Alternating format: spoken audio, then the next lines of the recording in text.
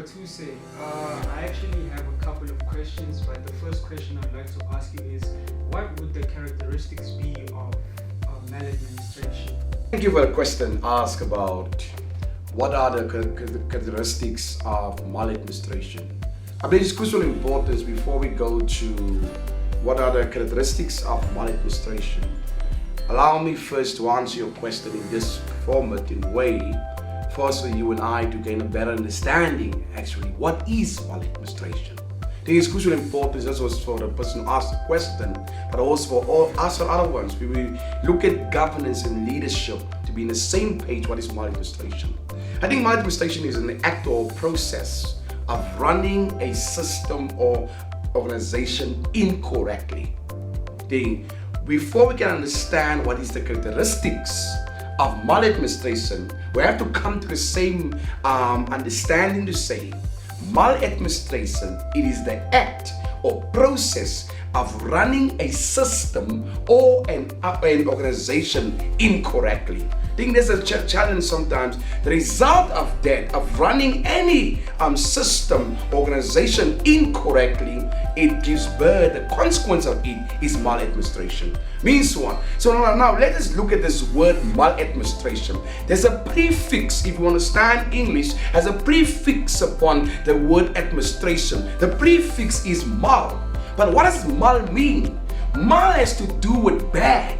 Mal has to do with wrongful or ill or evil intent, which means what? There will be maladministration if the leadership, if the leaders of that given organization have an evil intent of governance or bad, wrongful intent of leading an organization contrary to the organization's purpose, vision, and mission statement why it exists, such as malformed, maltreat, malice. Malice has to do with wickedness. There's a correlation between poor governance and maladministration, which means what? Maladministration arises then from incompetence of leaders. Maladministration arises from negligence of leaders. Maladministration arises from inefficiency of leaders. Maladministration arises from misrule or bias or misuse of funds or resources of organization. Maladministration arises where there is irregular and or unauthorized use of organizational funds or resources. Also, maladministration can also arise due to mismanagement of official functions or project. Someone is appointed position of leadership, but the way the person is executing the position of leadership is mismanagement. On another context, I can able explain to you also what mismanagement means. Means what? These often mentioned characteristics of maladministration. These are all characteristics of what? Maladministration, which means that maladministration is a result of wrongful behavior, conduct, or practices of leaders that is unpleasant to the organization and the people within that given institution. These organizations can be private sector, can be government, can be families, can be church ministries, can be schools, can be universities, can be sport clubs, and the result of that maladministration is an issue about malfunctioning or failure of that given organization to properly work due to unethical leadership. I think that's the context I just want to explain.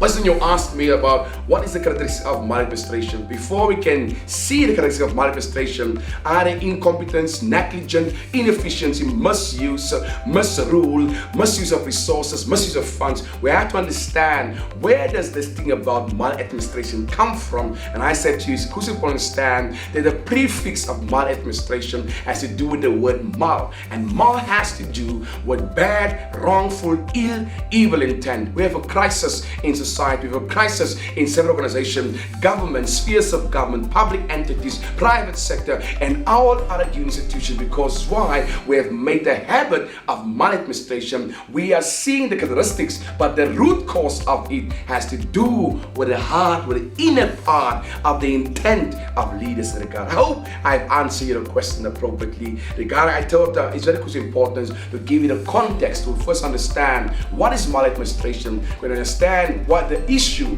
about maladministration, what is the consequence of it, and what is the root cause of it. Hope I've answered you. Thank you very much.